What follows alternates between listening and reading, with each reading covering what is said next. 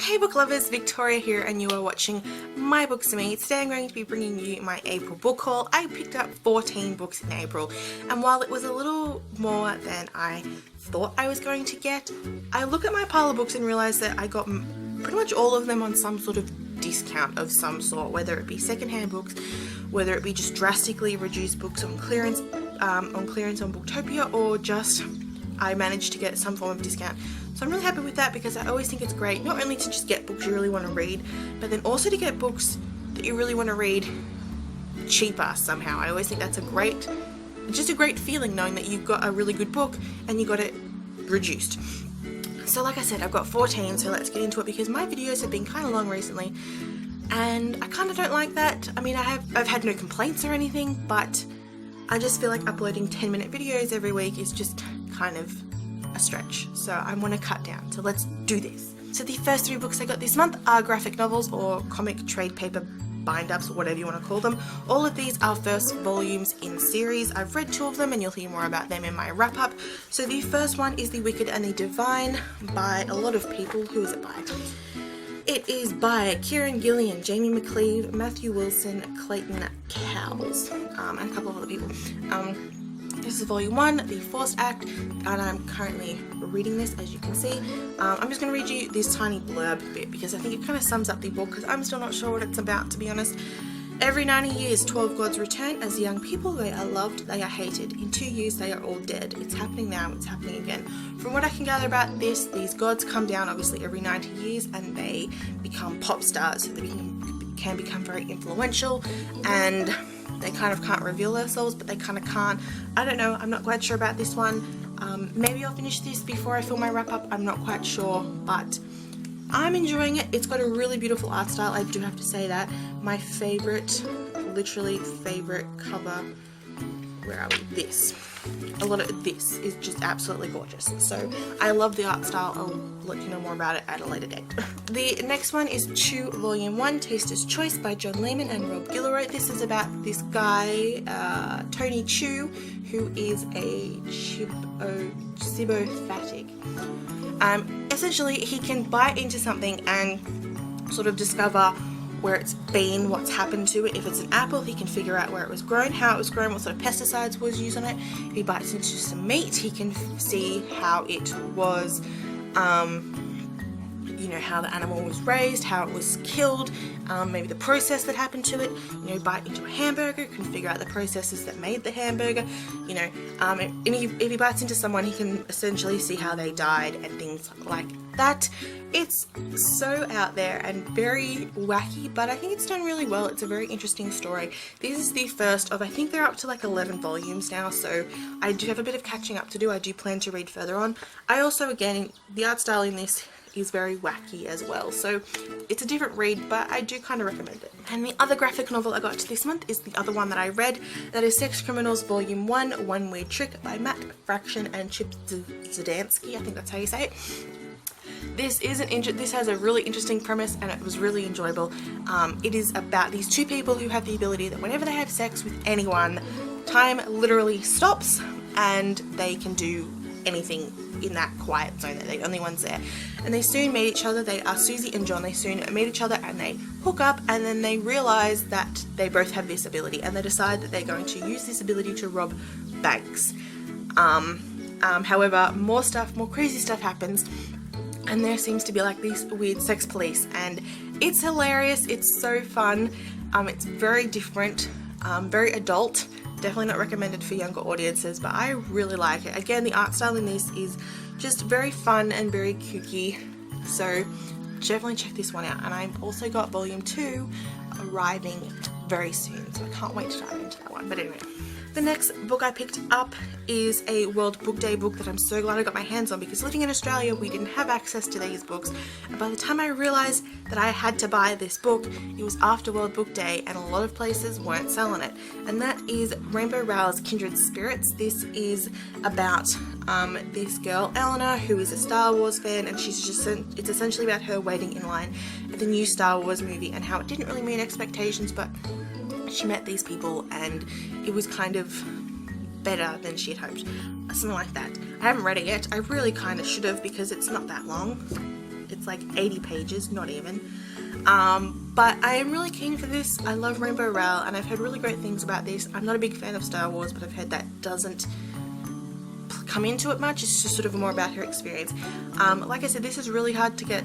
This was really hard to get my hands on. So if you live somewhere other than England, I recommend checking eBay. I paid a little bit extra, but I'm glad that I got it, and I've heard really great things about it. The next book I picked up is a non-fiction book that I'm really keen to get into at some point. I don't know when I'm going to get into it, but we will see. And that is Not in Your Lifetime, The Assassination of JFK by Anthony Summers. I love JFK. I find it such an intriguing part of American history and just world history, especially his assassination. There is so much surrounding that, all the conspiracy theories, and it's just so intriguing because we still don't know what happened, and we probably won't for another I think it's like another 40 years, and even then a lot of the documents have actually been destroyed, so I don't think we're ever going to really know what happened. But this book is apparently meant to be sort of a recap of everything to do with the assassination, and I think it goes into detail about like the different theories that are out there. I'm not quite sure, but it's meant to be a really, really good read, so I'm so keen to get into it. It's kind of intimidating. It's over 600 pages long, so we will see how we go, but I definitely am excited to read this one. The next book I got is OConnor, I think that's how you say it, by Lynette Noni, the first book in the Medoran Chronicles. This is a fantasy novel about this girl who she walks through a doorway and finds herself stranded in Medora, a fantasy world full of impossibilities.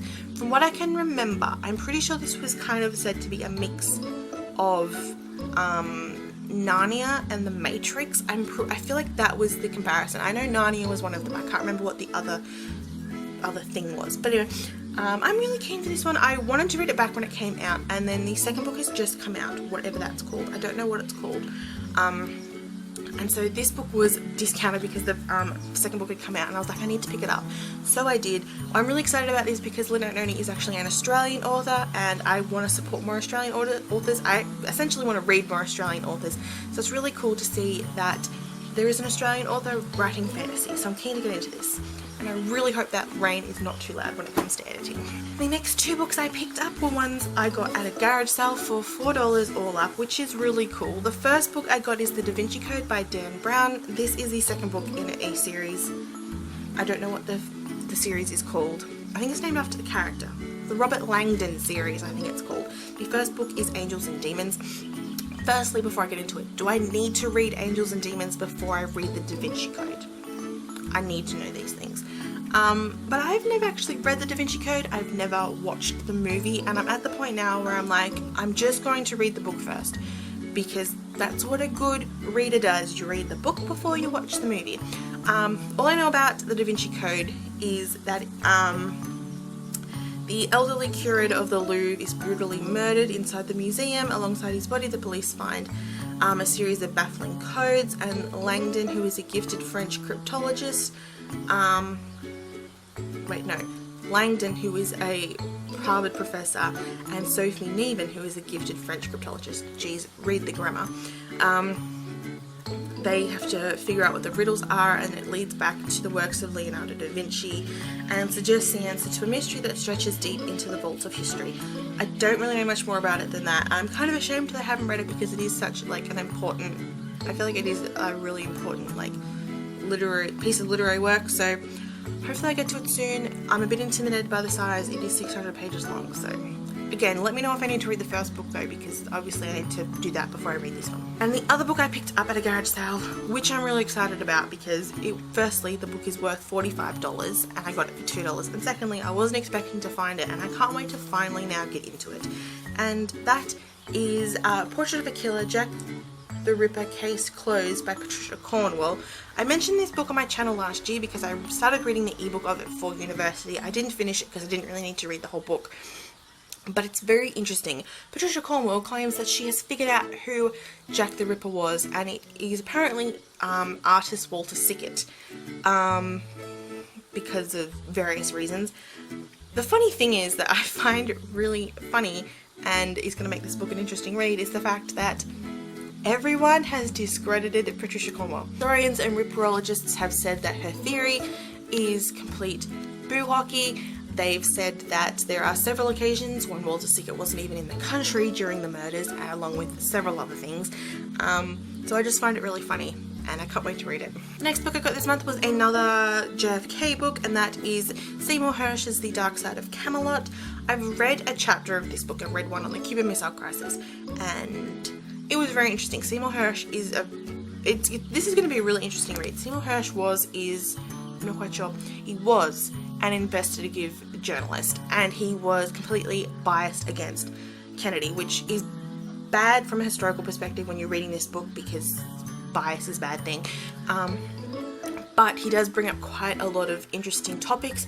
He looks at sort of what the Kennedy administration sort of put out into the world as things that happened, and he sort of reveals the things that were hidden and the things that actually went on, and things like that. So it's going to be a very interesting read, and I can't wait to get into it. The next book I got is The Lady in the Van by Alan Bennett. This is obviously now a major motion picture starring Dame Maggie Smith, and it is fabulous. I've seen the movie, which prompted me to pick up the book, and it is such a really fun and just, it's a good movie. I highly recommend it. It is about this woman, what's her name again? Miss Shepherd in 1974. She moves her broken down van into Alan Bennett's driveway. He kind of offered it to her for a couple of months just to get back on her feet and sort of find somewhere else to stay because she was on the street and everything like that. 15 years later, she was still there, and it is just, it's about her and her life and sort of the kooky things she does. It's not very long. It's only 100 pages. There's a photo at the start. Anyway, the movie is amazing. It's beautiful. I highly recommend it. Maggie Smith is just perfection, and I'm pretty sure the movie and the book are exactly the same because, like I said, this is only a very short book, and I'm pretty sure Alan Bennett worked on it. So it's going to be very, I don't think there's going to be much missing from it, but it'd be interesting to read it from his perspective, because the movie was filmed in such a way. I loved the movie. Highly recommended. Can't wait to read this book. The next book I got this month is The Princess Bride by William Goldman. I picked up the DVD this month for like discount. I was like, I need to read the book because I think it's a crime that I haven't read the book. Although until recently I didn't know it was based off a book. So like since joining BookTube, I think I found out that it was actually a book first. But I really enjoy the story. It's just a fun fantasy romance story, and I highly recommend the movie. So I was keen to check out the book. It's a lot longer than I thought it was going to be, and I think it covers quite a lot more than the movie did. And I don't really know how to explain it. There is this Princess Buttercup, and she has to marry Prince Humperdinck. Seriously, whoever came up with his name is ridiculous. But she's still in love with Wesley, who was like apparently killed, and now he's like a pirate. It's very hard to explain without like ruining the story, but I highly recommend watching the movie, and I can't wait to get into this book. I know Sam from Novels and Nonsense loves this story, so I feel like I'm going to definitely enjoy it. And also, it's got a map in the front. All books with maps are usually pretty good. Finally, the last 3 books I got this month were in a box set, which, can I just say, 3 paperback books in a box set for $19. Like, when does that ever happen? So I had to get it because they are books that I have been eyeing off, and I'm keen to read them. They're just going to they sound like just really fun, light, contemporary YA books. They are the first 3 in a 6-book series, with the 5th book coming out this year and the 6th book coming out next year, and that is the Geek Girl series by Holly Ismail. So we've got Geek Girl, which is the 1st book, and then Model Misfit, the 2nd book, and Picture Perfect, the 3rd book in the series. These, I don't even know really what they're about, to be honest. It's about Harriet Manners, and she's very geeky, and the back of the blurbs of the book sort of give out 4 facts, like cats have 32 muscles in each ear, humans have 70,000 thoughts per day, 27% of Americans believe we never landed on the moon. Like, it's just, I'm pretty sure it's just about this girl who is kind of geeky, and it's just about her life. So I'm keen for these. Like I say, going to be a fun, light read when I need something contemporary. Although I'm not kind of in I'm not really into contemporary at the moment, but these are going to be fun reads, and I've heard really good things about this series, and I need to catch up, especially if there are going to be 6 books, so I feel like I better read these ones. But again, 3 books for $19. You can't even buy two books here in Australia for $19. Like, these are usually like between $11 and $15 each, so thank you Target for having such a good deal. So they are all the books that I got during the month of April. I actually did buy 3 more books during the month, which haven't arrived yet, but you will see them in, what's next month? May. You'll see them in my May haul.